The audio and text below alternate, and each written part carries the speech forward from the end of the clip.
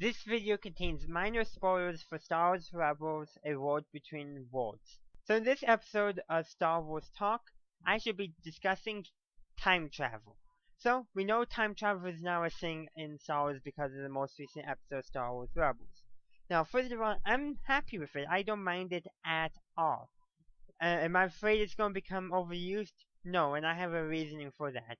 Because I believe the world between worlds, this realm that exists outside of space and time, only has a few physical world access points. And they're all around force nexuses, and only certain force nexuses can actually open it. While there may be, only a few can be opened from the outside. I would say Dagobah and Assault are two locations that can be opened from the outside. But not every one can be opened from the outside. All can be opened from the inside, but only a few can be opened from the outside. That's my theory, and I think it will help explain why we don't see it a lot, because there's only a few locations in the galaxy, one of which is probably not going to be able to be used anymore. Or I could be wrong, I'm honestly not sure. But I do kind of like this idea that this realm exists, and maybe we can see an old Republic story about the first Force user to discover it. Maybe we can see a dark side, light side battle over control of it, where the dark side wants to dominate him and change the time stream for their betterment, and we got the light side of the Force who's like, we should use it for good, or maybe a little bit betterment, or we should not even use it at all, just ignore it.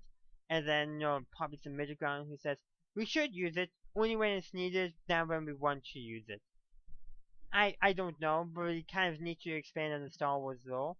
But I hope it's not overused, but I don't mind it being used as long as it's not overused. And again, how the time travel thing will actually work? Well, I think how it's going to work will eliminate all but one paradox, the predestination paradox. All the other paradoxes I don't think will actually exist in Star Wars. Only the predestination paradox, which states for time travel that you went back in time and changed the time stream because you were meant to, which meant you never really actually changed the time stream. You just went back in time to ensure your participation in the past event. That's all you're doing. You're participating in the past events because you were meant to participate. It's just like how you are participating in the present because you are meant to be in the present. It's the same concept. You go back in time because you were meant to. And your changes that you made to the time stream were meant to happen, which means they were not changes. Confusing a little bit, but it does kind of clear up like a lot of the potentialities and conflicts. You just go back in time because you were meant to. No ifs, ands, or buts.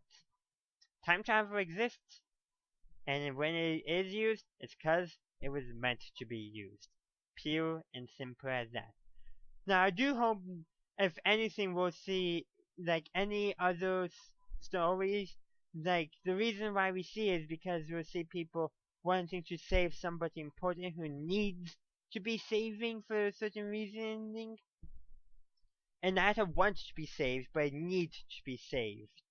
Also, another thing I would say I would not mind them doing with this realm and exploring it is you get battles over control of it, or say Jedi preventing Sith from gaining control. The Jedi just kind of want to let the realm exist and let the Force dictate what happens with it, and them not influence it. And you got the Sith who I would say want to dominate it, like we saw Palpatine. Which is always a possibility, and we'll explain why we don't see it, because the Jedi never bothered with it, saying, when we meditate, we get to see into it, and we can get these glimpses, but that's it. No, Yoda did say always in the motion the future is, and I think that is true, from the view of the person outside of this realm.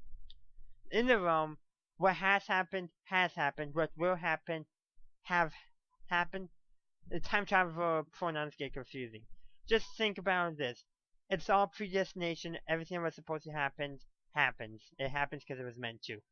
complicated, maybe, but I think will help and explain it. And as long as it's very difficult to actually get into this realm, it will prevent it from being overused. And it seems very difficult to get in, especially when you have no knowledge of it. It it took essentially an artist and an art critic to even figure out how to operate it, what all the symbols meant. And then you need a force user. So unless you get a force user who happens to be both, sure, it's very hard to get in. Even the Emperor cannot figure it out.